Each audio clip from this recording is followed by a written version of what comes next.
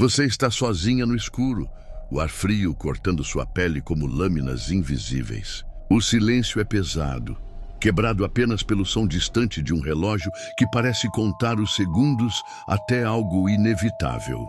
Seus pés descalços tocam o chão gelado, e você sente uma presença atrás de você, um peso que não explica, um sussurro que não ouve, mas sabe que está lá.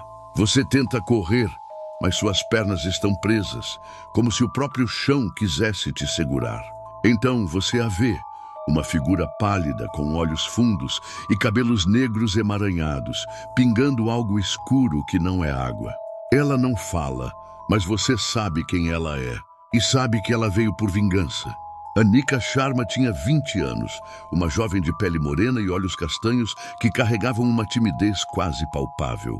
Ela crescera em uma vila pequena, no norte da Índia, onde as tradições moldavam a vida e o silêncio era uma virtude. Quando conseguiu uma bolsa para estudar engenharia em uma cidade grande, seus pais choraram de orgulho. Anika, no entanto, tremia de medo.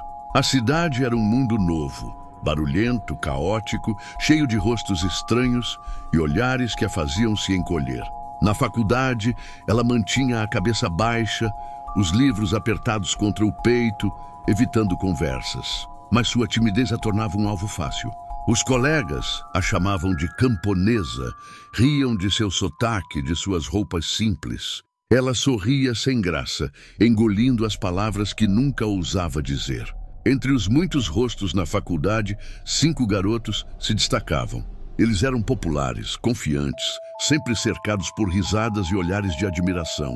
Rohan, o líder, tinha um sorriso que desarmava, mas olhos que escondiam algo cruel. Vikram, seu melhor amigo, era impulsivo, sempre buscando atenção. Arjun, quieto, mas com um humor ácido que cortava como faca. Sameer, o mais jovem, seguia os outros como um cão obediente. E Karan, cujo silêncio era mais perigoso que qualquer palavra. Eles notaram Anika desde o primeiro dia. Uma garota que parecia se dissolver nas sombras, perfeita para suas brincadeiras doentias. O incidente aconteceu numa noite quente de monção, quando a chuva caía em cortinas grossas e o campus estava quase deserto. Anika ficou até tarde na biblioteca, imersa em seus estudos, alheia ao grupo que a observava de longe. Eles a seguiram quando ela saiu, os passos abafados pela chuva. No beco estreito atrás do prédio de ciências, onde as luzes eram fracas e ninguém passava, eles a cercaram. Ela tentou correr, mas mãos fortes a seguraram. Seus gritos foram engolidos pelo trovão. O que aconteceu ali, sob a chuva que lavava o sangue e as lágrimas, foi um horror que nenhuma palavra pode descrever completamente. Eles a deixaram ali, quebrada, encharcada, com a alma despedaçada. Nos dias seguintes, Anika não era mais a mesma. Seus olhos, antes tímidos, agora pareciam vazios, como se algo dentro dela tivesse morrido. Os 5 continuaram na faculdade, rindo, vivendo como se nada tivesse acontecido. Mas os rumores começaram. Colegas cochichavam, apontavam para ela nos corredores. As chacotas pioraram. Por que você não fala, Anika? O que aconteceu naquela noite? Eles riam e ela se encolhia ainda mais.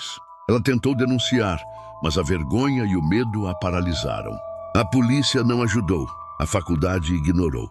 Seus pais, tão distantes, não entenderam por que ela parou de ligar. Anika se afundava em silêncio, até que numa noite sem estrelas, ela tomou a decisão final. No dormitório, com uma corda que comprou em segredo, ela acabou com sua dor. O bilhete que deixou dizia apenas: "Eu não aguento mais."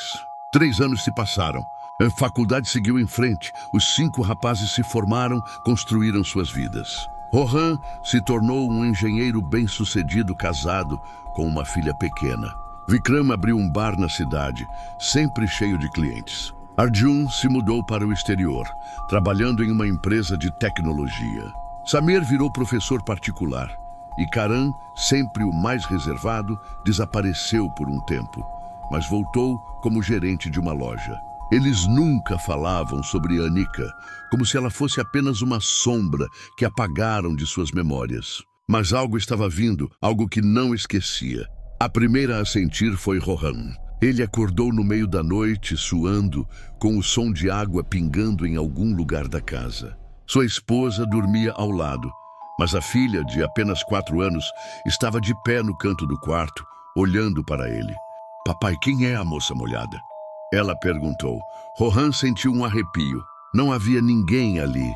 Na noite seguinte, o pingar voltou mais alto e ele encontrou pegadas úmidas no corredor, levando até o quarto da filha. Na terceira noite, ele a viu. Anika, ou algo que já foi Anika, estava no canto do quarto, os cabelos grudados no rosto, os olhos fundos como poços sem fim. Ela não falou, mas o ar ficou pesado, sufocante. Rohan tentou gritar, mas sua voz não saiu. Na manhã seguinte, sua esposa o encontrou enforcado no lustre, os olhos arregalados, a corda idêntica à que Anika usara. Vikram foi o próximo. No bar, ele começou a notar coisas estranhas. Copos se moviam sozinhos, luzes piscavam sem motivo. Clientes reclamavam de sentir um frio inexplicável, mesmo no calor da cidade. Uma noite, enquanto limpava o balcão, ele ouviu um sussurro. Vikram. A voz era fraca, mas inconfundível. Ele olhou ao redor, mas o bar estava vazio. Então, o espelho atrás do balcão rachou e ele viu seu reflexo mudar. Não era ele, mas Anika, com a pele cinzenta, os lábios rachados, pingando água negra. Ele correu, trancou-se no depósito, mas o som de água o seguiu. Quando encontraram seu corpo, ele estava submerso em uma poça que ninguém conseguia explicar. Os pulmões cheios de um líquido escuro que não era água. Arjun, tão longe, pensou que estava seguro. Mas mesmo em outro país, o passado o alcançou. Ele começou a ter pesadelos, visões de uma figura molhada o observando pelas janelas. Seu apartamento, no 10º andar, sempre parecia úmido, como se a chuva o seguisse. Uma noite ele acordou com o som de algo arranhando a parede. Ele acendeu a luz, mas ela piscou e apagou. No escuro, ele viu Anika, ou o que restava dela, rastejando pelo teto, os membros dobrados em ângulos impossíveis. Ela não disse nada, mas ele sentiu uma dor excruciante, como se algo estivesse rasgando sua alma. Arjun foi encontrado no dia seguinte, o corpo intocado, mas com uma expressão de terror congelada no rosto, como se tivesse visto o próprio inferno. Samir começou a sentir o peso do passado quando seus alunos começaram a falar de uma moça molhada que aparecia nos fundos da sala. Ele ria, dizia que eram imaginações, mas seu coração disparava. Uma noite, enquanto corrigia provas, ele sentiu um frio repentino. As luzes da casa apagaram e ele ouviu passos molhados no corredor. Ele tentou fugir, mas as portas estavam trancadas, as janelas seladas. Anika apareceu diante dele, os olhos vazios, mas cheios de uma raiva que ele nunca viu em vida. Ela estendeu a mão, e Samir sentiu algo apertar seu peito, como se o ar estivesse sendo sugado. Ele caiu implorando, mas não havia perdão. Quando o encontraram, seu corpo estava coberto de marcas que pareciam cordas, mas ninguém encontrou nada que pudesse tê-las causado. Karan foi o último. Ele sempre soube que algo viria por ele. Desde aquela noite, ele vivia em silêncio, mudando de cidade, tentando fugir. Mas uma noite, em sua nova casa, ele acordou com o som de água pingando. Ele tentou ignorar, mas o som ficou mais alto, mais insistente.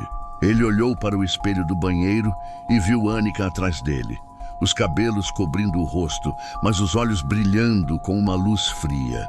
"Você não pode fugir", ela sussurrou, a voz ecoando dentro de sua cabeça.